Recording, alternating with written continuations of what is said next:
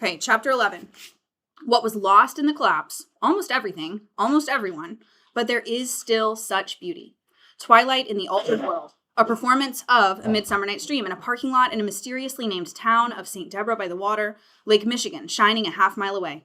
Kirsten as Titania, a crown of flowers on her close-cropped hair, the jagged scar on her cheekbone half erased by candlelight. The audience is silent. Saeed circling her in a tuxedo that Kirsten found in a dead man's closet near the town of East Jordan.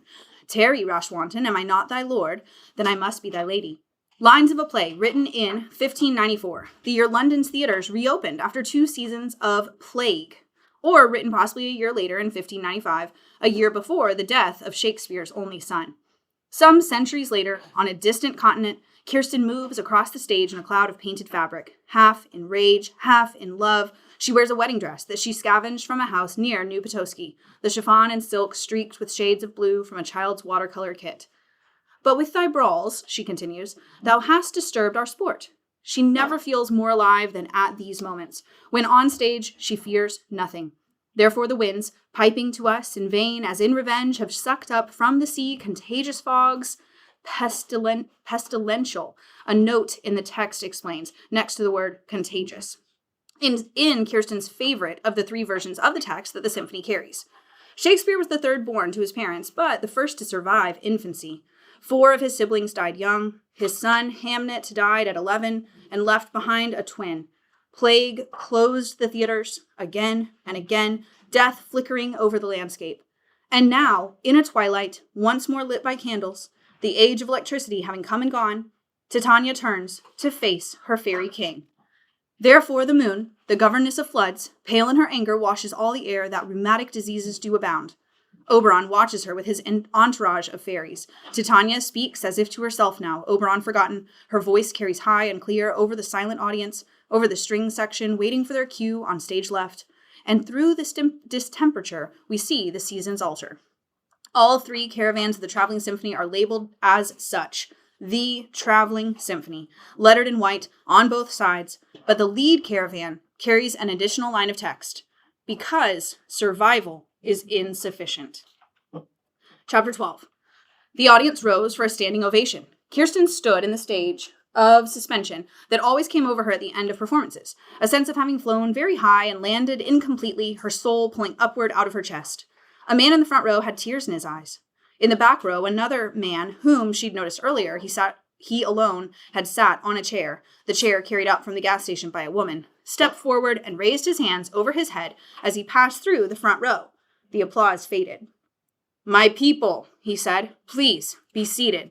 He was tall, in his late 20s or early 30s, with blonde hair to his shoulders and a beard. He stepped over the half circle of candles to stand among the actors. The dog who'd been lying by the front row sat up at attention. What a delight, he said. What a marvelous spectacle. There was something almost familiar in his face, but Kirsten couldn't place him. Saeed was frowning. Thank you, the man said to the actors and musicians. Let us all thank the Traveling Symphony for this beautiful respite from our daily cares. He was smiling at each of them in turn. The audience applauded again, on cue, but quieter now. We are blessed, he said, and as he raised his hands, the applause stopped at once. The prophet. We are blessed to have these musicians and actors in our midst today. Something in his tone made Kirsten want to run, a suggestion of a trapdoor waiting under every word. We have been blessed, he said. In so many ways, have we not? We are blessed, most of all in being alive today. We must ask ourselves, why? Why were we spared? He was silent for a moment, scanning the symphony and the assembled crowd, but no one responded. I submit, the prophet said, that everything that has happened on this earth has happened for a reason. The conductor was standing by the string section, her hands clasped behind her back. She was very still. My people, the prophet said, earlier in the day I was contemplating the flu, the great pandemic, and let me ask you this. Have you considered the perfection of the virus? A ripple of murmurs and gasps moved through the audience, but the prophet raised his hand and they fell silent. Consider, he said, those of you who remember the world before the Georgia flu, consider the iterations of the illness that preceded it. Those trifling outbreaks against which we were immunized as children, the flus of the past. There was the outbreak of 1918, my people, the timing obvious, divine punishment for the waste and slaughter of the First World War. But then, in the decades that followed, the flus came every season. But these were weak, inefficient viruses that struck down only the very old, the very young, and the very sick. And then came a virus like an avenging angel, unsurvivable, a microbe that reduced the population of the fallen world by what? There were no more statisticians by then, my angels, but shall we say 99.99%, one person remaining out of every 250, 300? I submit, my beloved people, that such a perfect agent of death could only be divine. For we have read of such a cleansing of the earth, have we not? Kirsten met Dieter's gaze across the stage. He'd played Theseus. He fiddled nervously with the cufflinks on his shirt. The flu, the prophet said, the great cleansing that we suffered 20 years ago, that flu was our flood. The light we carry within us is the ark that carried Noah and his people over the face of the terrible waters, and I submit that we were saved, his voice was rising, not only to bring the light, to spread the light, but to be the light. We were saved because we are the light. We are the pure.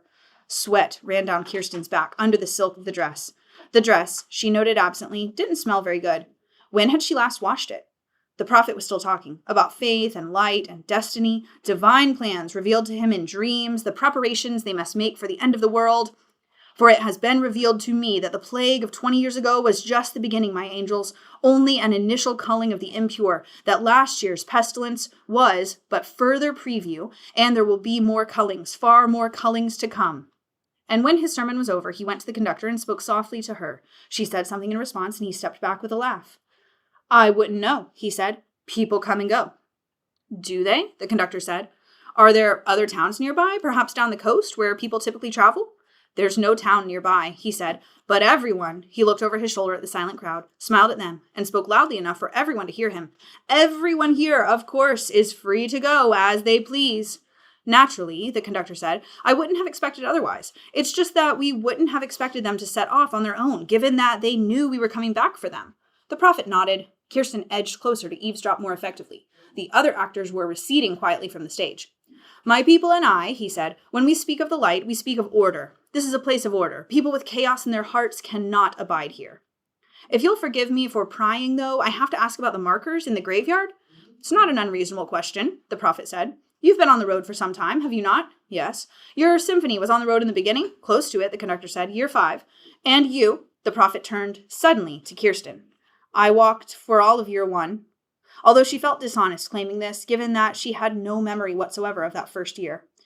If you've been on the road for that long, the prophet said, if you've wandered all your life, as I have, through the terrible chaos, if you remember, as I do, everything you've ever seen, then you know there's more than one way to die. Oh, I've seen multiple ways, the conductor said, and Kirsten saw that she was remaining calm with some difficulty. Actually, everything from drowning to decapitation to fever, but none of those ways would account for, you misunderstand me. The prophet said, I'm not speaking of the tedious variations on physical death. There's the death of the body, and there's the death of the soul. I saw my mother die twice, when the fallen slink away without permission.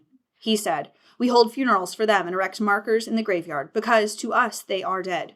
He glanced over his shoulder at Alexandra collecting flowers from the stage and spoke into the conductor's ear. The conductor stepped back. Absolutely not, she said. It's out of the question. The prophet stared at her for a moment before he turned away. He murmured something to a man in the front row, the archer who'd been guarding the gas station that morning, and they walked together away from the Walmart. Luli, the prophet called over his shoulder, and the dog trotted after him. The audience was dispersing now, and within minutes the symphony was alone in the parking lot. It was the first time in memory that no one from the audience had lingered to speak with the symphony after a performance.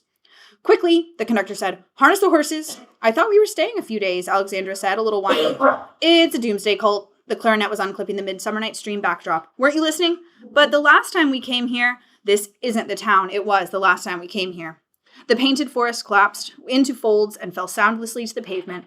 This is one of those places where you don't notice everyone's dropping dead around you till you've already drunk the poisoned wine. Kirsten knelt to help the clarinet roll the fabric. You should maybe wash that dress, the clarinet said. He's gone back into the gas station, Saeed said. There were armed guards posted on either side of the gas station door now, indistinct in the twilight. A cooking fire flared by the motel. The symphony was on their way within minutes, departing down a back road behind the Walmart that took them away from the center of town. A small fire flickered by the roadside ahead. They found a boy there, a sentry, roasting something that might have been a squirrel at the end of a stick. Most towns had sentries with whistles at the obvious points of entry, the idea being that it was nice to have a little warning if marauders were coming through, but the boy's youth and inattention suggested that this wasn't considered an especially dangerous post. He stood as they approached, holding his dinner away from the flames. "You have permission to leave?" he called out. The conductor motioned to the first flute, who was driving the lead caravan, "Keep moving," and went to speak with the boy. "Good evening," she said. Kirsten stopped walking and lingered a few feet away, listening. "What's your name?" he asked, suspicious. "People call me the conductor." "And that's your name?" "It's the only name I use. Is that dinner?" "Did you get permission to leave?" "The last time we were here," she said, "no permission was required." "It's different now." The boy's voice hadn't broken yet. He sounded very young.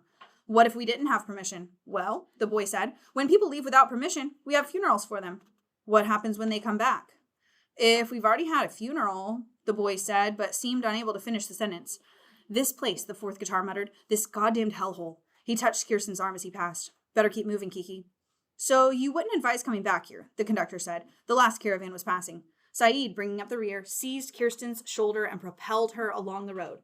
"How much danger do you want to put yourself in?" he hissed. "Keep walking." "Don't tell me what to do." "Then don't be an idiot." "Will you take me with you?" Kirsten heard the boy ask. The conductor said something she couldn't hear, and when she looked back, the boy was staring after the departing symphony, his squirrel forgotten at the end of the stick. The night cooled as they left St. Deborah by the water. The only sounds were the clopping of horseshoes on cracked pavement, the creaking of the caravans, the footsteps of the symphony as they walked, small rustlings from the night forest, a fragrance of pine and wildflowers and grass in the air, the stars so bright that the caravans cast lurching shadows on the road.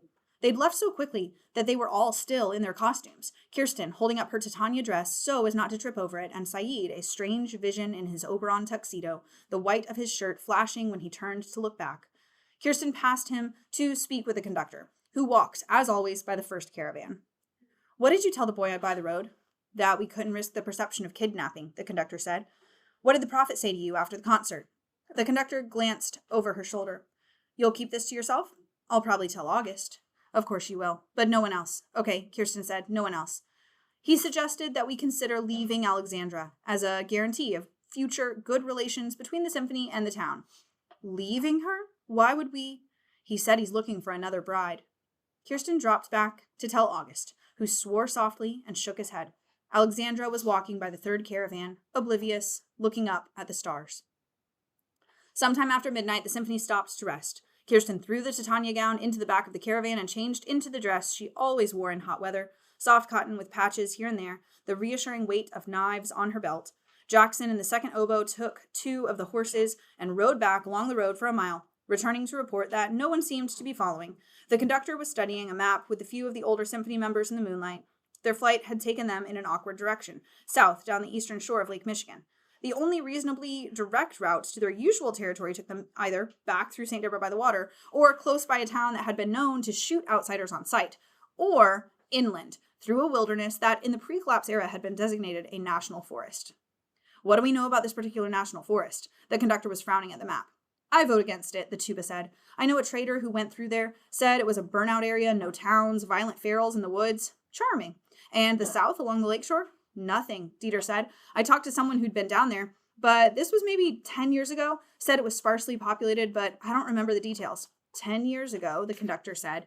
"Like I said, nothing. But look, if we keep going south, we'll eventually have to turn inland anyway, unless you're especially eager to see what became of Chicago." "Did you hear that story about snipers in the Sears Tower?" the first cello asked. "I lived that story," Gil said. "Wasn't there supposed to be a population to the south of here, down by Severn City? A settlement in a former airport, if I'm remembering correctly?" "I've heard that rumor, too." It wasn't like the conductor to hesitate, but she studied the map for some time before she spoke again. "We've talked about expanding our territory for years, haven't we?" "It's a risk," Dieter said. "Being alive is a risk." She folded the map. "I'm missing 2 symphony members, and I still think they went south. If there's a population in Severn City, perhaps they'll know the best route back to our usual territory. We continue south along the lakeshore." Kirsten climbed up to the driver's seat on the second caravan to drink some water and to rest. She shrugged her backpack from her shoulders. Her backpack was child-sized, red canvas with a cracked and fading image of Spider-Man, and in it she carried as little as possible. 2 glass bottles of water that in a previous civilization had held Lipton iced tea, a sweater, a rag she tied over her face in dusty houses, a twist of wire for picking locks, the Ziploc bag that held her tabloid collection, and the Dr. 11 comics, and a paperweight. The paperweight was a smooth lump of glass with storm clouds in it, about the size of a plum. It was of no practical use whatsoever, nothing but dead weight in the bag, but she found it beautiful. A woman had given it to her just before the collapse, but she couldn't remember the woman's name. Kirsten held it in the palm of her hand for a moment before she turned to her collection. She liked to look through the clippings sometimes, a studying habit. These images from the shadow world, the time before the Georgia flu, indistinct in the moonlight, but she'd memorized the details of every one. Arthur Leander and his second wife, Elizabeth, on a restaurant patio with Tyler, their infant son. Arthur with his third wife, Lydia, a few months later. Arthur with Tyler at LAX, an older picture that she'd found in an attic stuffed with 3 decades worth of gossip magazines, taken before she was born. Arthur with his arm around the pale girl with dark curls who would soon become his first wife. Caught by a photographer as they stepped out of a restaurant, the girl inscrutable behind sunglasses, and Arthur blinded by the flash.